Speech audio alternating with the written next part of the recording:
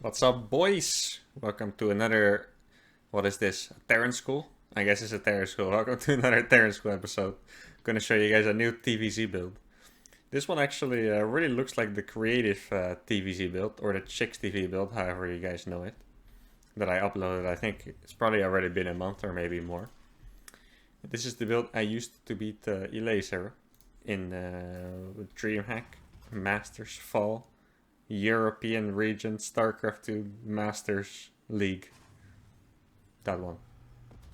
So yeah, like I said, this looks a lot like the other build, which was, if you guys don't remember, it's a double medevac drop with 14 Marines and a Widow Mine. Now this is also a reactor first build. So you start with the barracks, and then with the gas blood at 16, of course.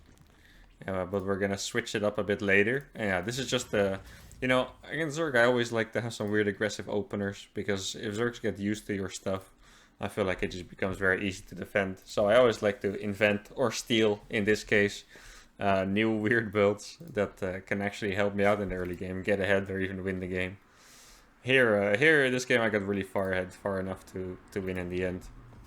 And that's honestly been usually the case with this build. I've used it against other top Zergs as well, like Solar. And yeah, I've won a lot with it. So now I'm gonna share my secrets with you guys. Help to get you guys from 28 to 31% win rate against Zerg. This is an accident. Reactor first. Obviously, we SCV scout with the barracks, guys. We don't skip our SCV scouts. We are legit over here at Terran School. So you just sent that Rax SCV out against Zerg. No need to scout too early against Zerg. I really just want to know if he plays hatch first or not, and from there on we can see. So we get a reactor down instantly.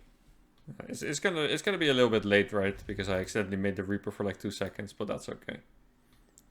Mistakes is that's kind of what we do here. As you can see, we scout the hatch first, and I'm back immediately. Now, sometimes I hear you guys talk and say it in my Twitch chat and comments and stuff that you use the SCV to block the third, and this is actually perfectly fine as well. Like, this is actually a really good thing to do. It's just, I feel like 2-base Muta is so common that I don't bother blocking the third anymore. I think even this game maybe 2-base Muta, I'm not completely sure. But just because that's so popular, I just stopped blocking it. Because I feel like if you block it when 2-base Muta is so popular, you might even be mind gaming yourself a little bit, like you don't know anymore if you're blocking his third or if you're just playing 2-base Muta, and it just gets kind of awkward. So these days I don't really block it anymore. If you want to, if people don't play 2-base Muta against you a lot, or if you just like it, then go for it for sure. So we get the factory. Make sure to get the factory next to the barracks.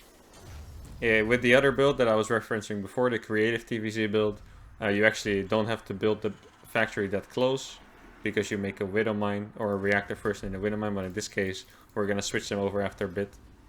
So we're going to go up to 6 Marines here. Yeah, standard second gas timing after the factory. No bunker needed. Obviously, I'll attach the replay again. I would never forget something like that, so make sure to look in the description. You guys know the code word if I forget it. But I think I'm gonna remember it this time. And I also, like, this is also gonna make me look extra stupid if I don't remember it. So here we go. So we're gonna go up to 6 Marines, and then we're gonna switch over the factory to the reactor. Now, I think you're actually supposed to even delay this gas a little bit. Like, I noticed in this game, I actually had too much gas. So I'm pretty sure, let's go back a little bit so you guys can see. Do I saturate it? Yeah, so this is what you don't have to do. I saturated it instantly, but you can just rally into the gas while having 16 on minerals. So this one would still be mining, and then you just rally them from here. If you want to do it perfectly. I'm pretty sure that's how it goes, because right here, I just have a little bit too much gas. It's been a while since I did this build at this moment in the tournament. So yeah, if you want to do it perfectly, just go a little bit slower on saturating that gas, and that's it. So then we're going to go for Hellions. We're going to make another Marine. Because we want to do a medevac drop in the end. It's going to be another one of those double, triple prone kind of builds, The ones you guys can easily execute with your hundreds of APMs. Here we go. And then we're going to make the medevac. As you can see, this is where the gas problem kicks in. And you would say you have way too much gas, you need to even skip the gas, but this is why it's not true. It's because we're gonna drop a fusion core after the medevac. So yeah, normally just look, if you do everything properly, it looks exactly the same. You'll just be able to make the fusion core a little bit faster, right? And that's it. So you're gonna go up to 8 Marines. We're gonna fill up the medevac completely, and we're gonna go up to 6 Hellions, and then we're gonna follow it up with the battlecruiser. I know it sounds like a lot, but you're gonna see it all comes together pretty nicely. Now, one thing I have to mention as well is that this build transitions into both bio and mech. So if you do want to play mech, like I'm actually doing the bio transition in this game. If you do want to play mech, it's pretty simple. I'll try to explain it, but I think you guys get it. A mech follow-up is usually just, you know, third factory, you keep making Hellions, blah, blah, blah. So here we're going to go up to 6 Hellions, medevac. I fly straight to the main. You can adapt on this depending on the map. For example, on sun maps, let me think of another map. I'm not sure. Maybe on like Ice and Chrome, or another map where the third is more exposed, you can drop the third instead. Because you took a late third here, I could have dropped the third as well. Just drop whatever base you think is exposed, but you know, I like to drop the main. And then we go for the Hellion run by. Then since I'm playing bio, I'm not going to make any more Hellions. I'm just going to go straight for that BC. Or for the bio transition rather. I hope at least. And if you play mech, the fancy micro, you don't have to do that. So then you see the drop hits first, and then right after the Hellions hit. They can also hit at the same time if you send everything to the middle. This way I went all the way around. But I actually like the way the timing works. The drop hits in the main. The Zerg's focus. Well, not in this case because he saw the Hellions and he's a pro player, I guess. But the Zerg's focus is initially going to be on the drop, and that's when the Hellions can go in. If you hit it both at the same time, I feel like you're making it a little bit harder on yourself. So ideally you actually do it kind of like this. Where at least the drop hits a little bit faster, and then the Hellions run in. There we go. Now in this case he had 4 queens. Normally I expect the queens to go into the main to attack the medevac, right? As you can see, he doesn't have enough defense here. But here they were in the natural. So in this case I'm gonna run up the ramp. But normally you would actually go for this juicy mineral line, okay? Just, once again, you just go for what's exposed. And what's exposed basically just means where the queens are, I suppose. And nice roasting some drones. Battlecruiser coming behind, of course. Here, I feel like I was struggling to macro a little bit. Because, I don't know, this attack was going better than expected. Normally you hit with the attack and you know, you trade for a little bit. And then you go back home. But he never managed to kill my units. So I was really macroing a lot here. And you can see that my macro is just totally falling apart. But this is nice because I'm sure you guys can relate. Here you go.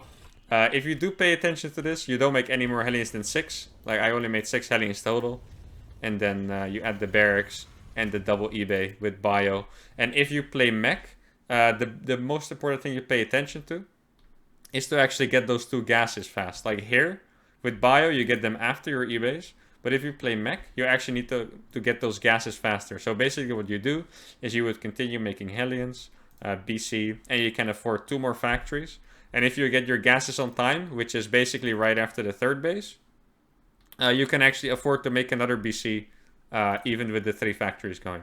But this is what a bio transition looks like. You know, you lift it off after 6 Hellions, you get double eBay, and then you get 5 barracks. Now, in your games, if you execute it a little bit better than me, because I was just macroing very poorly, to be honest. It's not going to look like this. Those barracks will probably already be finished by the time these start. So don't be fooled trying to think that you need to start 4 barracks at once. Now, another thing I want to tell you guys is I'm going to teleport this BC across, even though I knew it was Mutas, just because I wanted to delay me being attacked. If you play mech, you cannot afford to lose this BC at all. So if you see this spire, you do not teleport it across.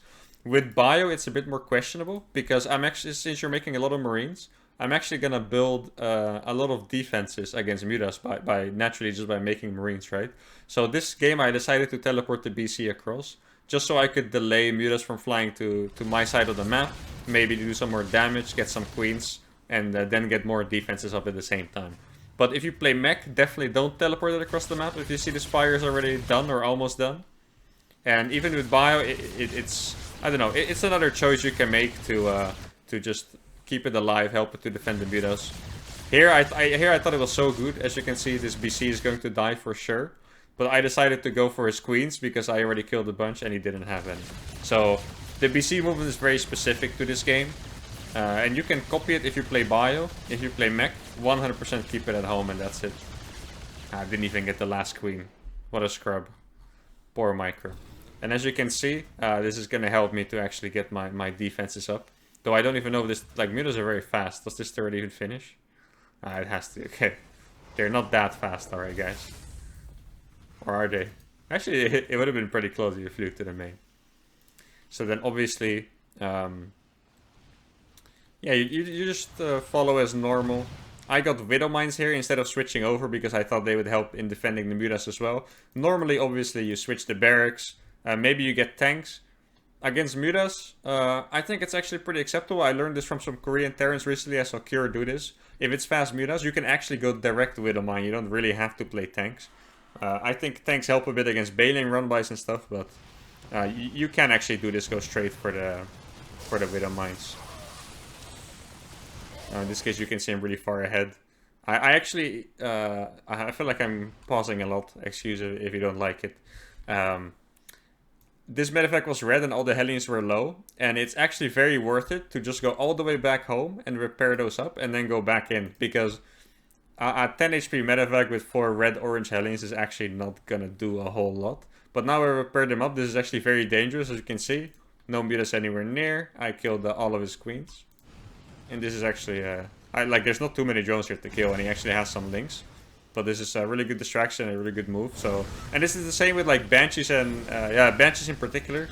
With BCs, it seems kind of obvious, right, that you go home and repair. But if you play Banshee and it's red HP, you can also definitely go back home to repair. Like, that's actually a very good play. A lot of time the better play.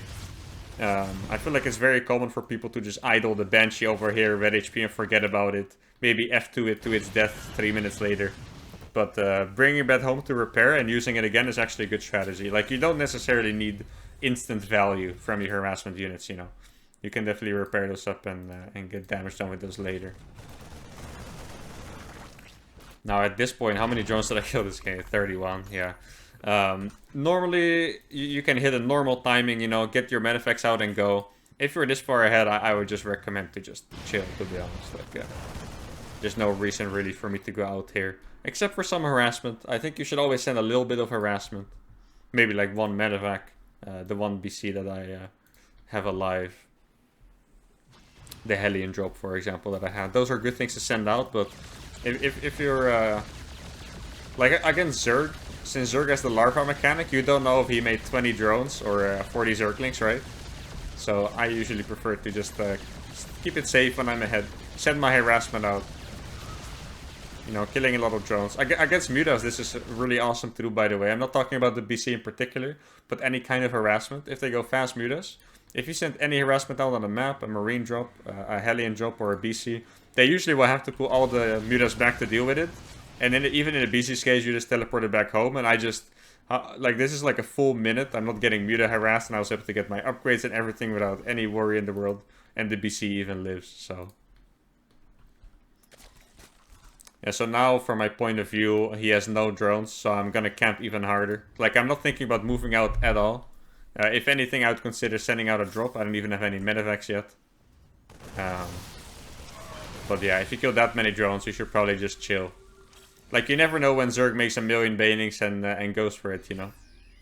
So when you kill that many drones, maybe send a drop, but, you know, take it easy. I feel like I already had an armory, didn't I? Oh, okay. Weird. Overestimated myself there, you guys see that. What you can also do, by the way, guys, is just scan the base. Like, that's it. If you scan, like, this is not even saturated, but scanning the main doesn't tell you anything. They could have a fully saturated main while being on 25 drones and on 3 bases, technically, right? But if you scan the third base, it's a bit easier to see the saturation. If I would have scanned this, or if you're just not sure what to do, you can scan their third. If you see they have a saturated base, you can just go for it. If you see this, then please just do nothing and just AFK and wait for the Zerg to kill himself by attacking, I guess. I was always about to private lesson myself. I feel like I've been supplied with for 15 years. But I'm not sure if it was because I keep pausing the video or because it's actually been that long. Yeah, this seems like very basic and patient play, but this is just the right move. I like to do stuff like this. Sometimes you'll get 20 mutas and the game just ends, you know, it's very nice to do. And I think at some point, yeah, exactly. Wow, that was on point.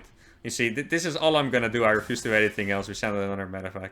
And then besides that, yeah, I'm just playing as normal, guys. We're playing as mutas, so I added a second factory. If you, once again, guys, if you wanna have all the timings exactly, just download the replay and check it out. But I'm just showing you guys the basic plan, the opener, and how everything flows, and the important things from my point of view. So I'm just continuing as normal because it's mutas, second factory. I'm not sure if I got drilling claws yet, but you should. We're just trying to desperately harass. Here I was expecting to find a fourth base, but it wasn't there. And then at some point I stimmed in here and saw there were no drones, and then I knew there was just a massive army outside. I think at some point I may even have scanned outside of my base, just to see. Like, is there a bigger tell than this? Probably not, right? You see, here's the scan, and I see exactly what's up. You pre-split a bit, and obviously this army has no chance. And you guys might think, well, you would have won this game anyway, but trust me, if I moved out with 130 against 110 supply, and he's waiting here in the middle with 20 bailings, I don't see it coming, you could easily throw away the game. So just be patient when you're that far ahead, guys. Do your drops, though. Like, never do nothing, just send out something, you know, a BC or a drop. Hellion drop, maybe. And that's gonna be it, guys. I hope you guys are gonna win a lot with this build. I feel like this is kind of an upgraded version of the creative TvZ build, you know. Anyway, thank you guys for watching. And don't forget to like and sub. See you guys next time. Adios.